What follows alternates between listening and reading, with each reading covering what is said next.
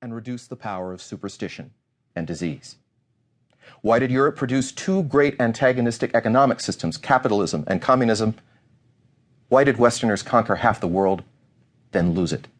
And above all, has this legacy been, on the whole, positive or negative? This course will explore the ideas, the events, the characters that molded the political, social, religious, intellectual, cultural, scientific, and economic history during the most tumultuous period between the 16th and the 21st centuries. We will examine absolutism and the challenges it provoked, the Enlightenment, the French and American revolutions, the spread of constitutionalism, liberalism, nationalism, the Industrial Revolution, socialism, imperialism, the Russian Revolution, two world wars, fascism, communism, decolonization, the collapse of the Soviet bloc, democratization, and the issues confronting contemporary Western society. Along the way, we will encounter some of the most brilliant thoughts, the most fascinating stories, the most intriguing people that the whole soap opera of human history has to offer. But, Professor Bucholz, you might well ask, how relevant is that soap opera really to the very real dramas that we face today at the dawn of the 21st century? What do dead Europeans have to tell us about our problems? In any case, isn't it our particular genius as Americans that we've escaped from the past and that as the most powerful society in the history of the planet, we can make our own reality? I have a rather long answer for that. In fact, the whole course is sort of an answer to that. But let's start with a basic fact. This is a course in European history. I say that without apology.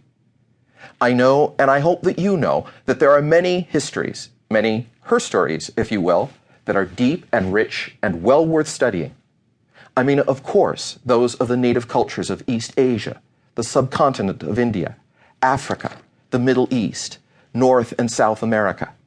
Many of us in North America can trace our backgrounds and ancestors to these non-European cultures.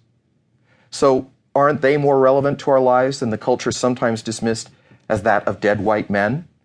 What do we have in common with French peasants of the 18th century, English workers of the 19th century, Russian soldiers of the 20th? As I hope to demonstrate quite a bit as it turns out, but in the meantime, let me state unequivocally that I don't teach this course either here before the cameras and microphones or at my university because I think Western civilization or European culture is inherently superior to or more advanced than or better than these other civilizations. Quite frankly, I don't think you can rate civilizations like college football teams. And if you read the sports section in January, you know you can't even do that with any degree of reliability. If measured by technological advance, sure, Western civilization clearly wins, at least right now. But if we were to measure a society by, say, its ability to coexist with the natural world, those of Native Americans and Mongolian tribesmen would actually look a lot better than ours. So we fall back on the old question. Why should we study the West? Why should Americans concern themselves with the history of Europe? Because, like it or not, it was from Europe.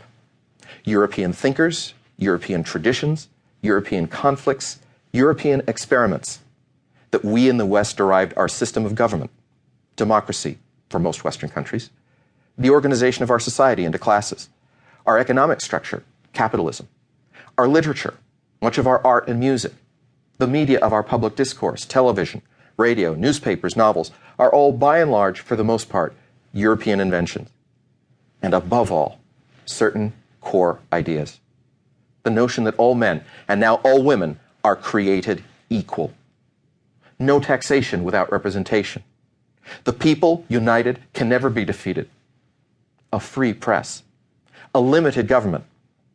The idea that those accused of crimes are innocent until proven guilty, and they are entitled to be judged by a jury of their peers.